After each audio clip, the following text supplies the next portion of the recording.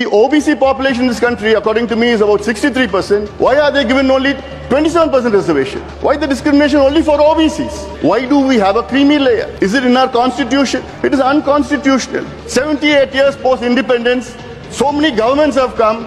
None of them had taken a caste data. But all our reservations are based on caste.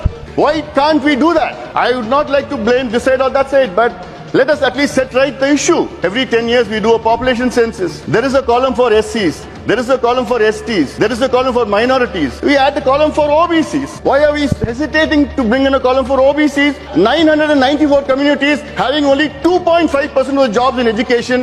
And irony is that you have 983 communities not even having one job. Nothing.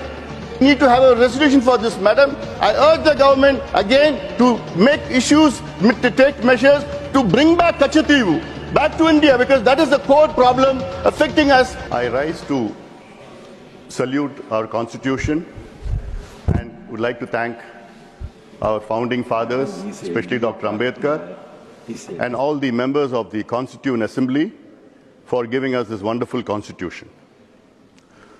Madam, India is on its path to being a developed country.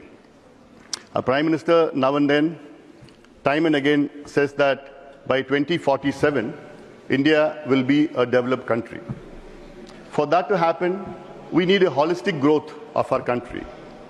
When we say growth, growth is different, development is different. Growth is talked in terms of fiscal growth, economic growth, GDP, wealth distribution, and so on.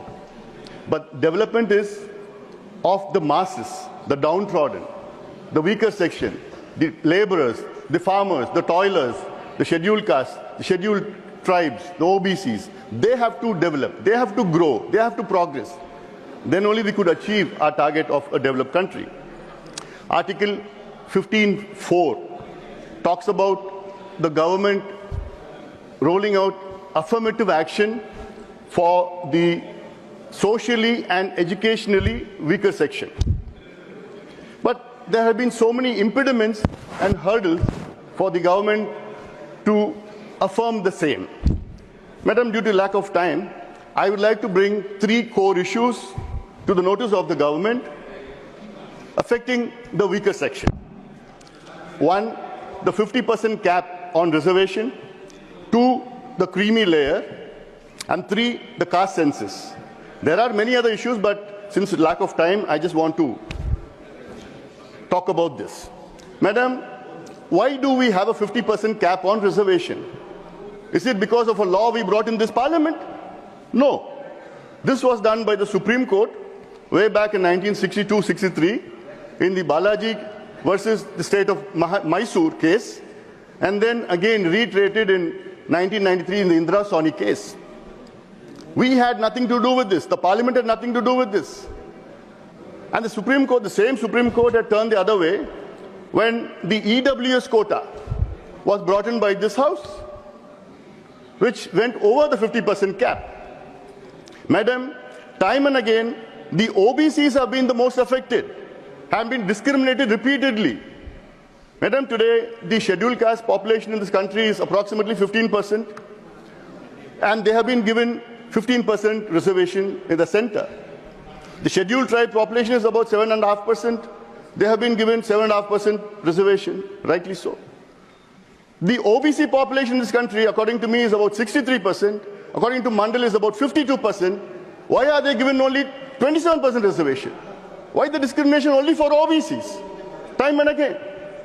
And to add to that, you have a concept called a creamy layer. I'll just come to that.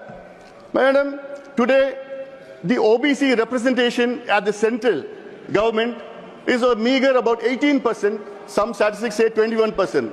But even that 18% is that a lot of OBCs get into open competition. They are also counted into the 18%. But when you take the Group A, it is very, very meager. Coming to the second point of creamy layer, why do we have a creamy layer? Is it in our constitution? It is unconstitutional. And again, the OBCs are affected. There is no creamy layer for scheduled caste and scheduled tribe. Rightly so. Why only for OBCs? I would like to urge the government to bring in changes for that. Like at least the seats, priority should be given for the creamy layer OBCs, and the rest of the seats in the OBCs should be filled by the non-creamy layer OBCs instead of the seats going to the open competition. Madam, the third point which I like to bring is the caste census. Today, the government of India as well as the states are rolling out affirmative action by an old data, 95-year-old caste data, brought in by the British period during 1931.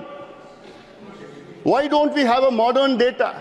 We need to have a modern, contemporary, pertinent data to have more affirmative action and to know the social stature of all the downtrodden sections of our country.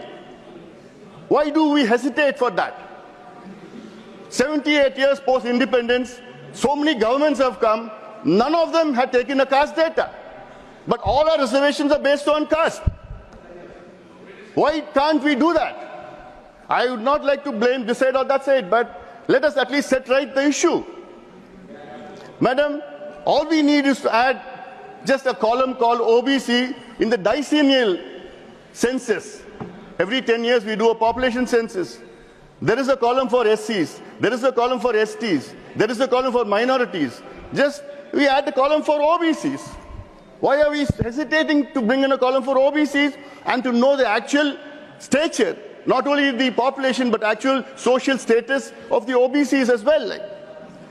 Definitely, and also we need to have an amendment to the 1948 Census Act. At the time there was no OBCs, only SC and STs.